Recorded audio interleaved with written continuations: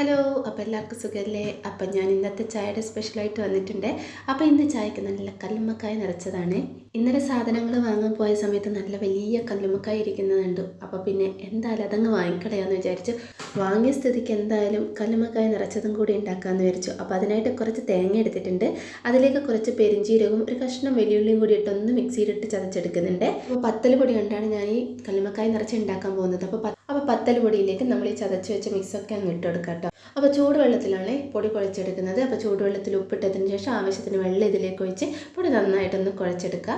എന്നിട്ട് നമ്മൾ കഴുകി വൃത്തിയാക്കി വെച്ച നമ്മുടെ ഈ കല്ലുമ്മക്കായ അതിലേക്ക് നമ്മുടെ ഈ മാവ് നിറച്ച് കൊടുക്കുക ഇതുപോലെ. ഇനി ഇത് ആവി കയറ്റി വേവിച്ചെടുക്കുകയാണ്. അപ്പം ഞാൻ 4 ഉണ്ടാക്കുന്നത്.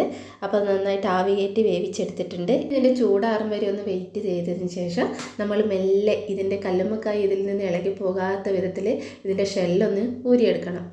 അപ്പോൾ ഇതിൻ്റെ തോട് കളയുന്ന സമയത്ത് നമ്മൾ കല്ലുമ്മക്കായ അതിൽ നിന്ന് ഇളകി പോകാതെ നോക്കണേ.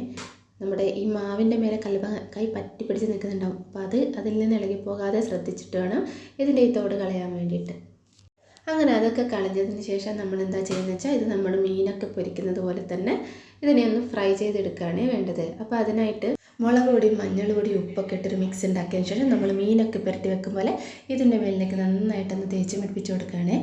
അങ്ങനെ നമ്മൾ 4 മുകളിൽ ഇതുപോലെ ഒന്ന് തേച്ച് പിടിപ്പിച്ച് കൊടുത്തിട്ടുണ്ട്.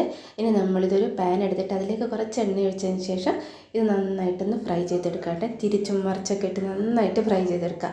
ഈ കല്ലുമ്മക്കായ നിറച്ചതിന് ഒരു പ്രത്യേക ടേസ്റ്റാണ്, നല്ല ടേസ്റ്റാണ് ഇത് കഴിക്കാൻ വേണ്ടിയിട്ട്. അപ്പം ഞാൻ തിരിച്ചും മറിച്ചൊക്കെ ഇട്ട് നമ്മുടെ കല്ലുമ്മക്കായ നിറച്ചത് ഇങ്ങനെ പൊരിച്ചെടുത്തിട്ടുണ്ട്. അപ്പം നമ്മുടെ കല്ലുമ്മക്കായ നിറച്ചത് ഇവിടെ റെഡിയായി. അപ്പോൾ ഇത് കഴിക്കാൻ വേണ്ടിയിട്ട് ഇതിൻ്റെ ചൂടാറാൻ വേണ്ടിയിട്ട് ഒന്നിങ്ങനെ വെയിറ്റ് ചെയ്തിരിക്കണം, അല്ലെങ്കിൽ നാവ് പൊള്ളിപ്പോവും. അങ്ങനെ ഇതിൻ്റെ ചൂടൊക്കെ അറിയതിന് ശേഷം നമ്മളൊരു ചായയൊക്കെ വെച്ച് കല്ലുമ്മക്കായ നിറച്ചത് അങ്ങ് കഴിച്ചു. സൂപ്പറായിരുന്നു. അപ്പോൾ ഇത്രയേ ഉള്ളൂ. അപ്പോൾ ചായ വിശേഷമായിട്ട് നാളെ വരാം. അപ്പോൾ എല്ലാവർക്കും ബായ്.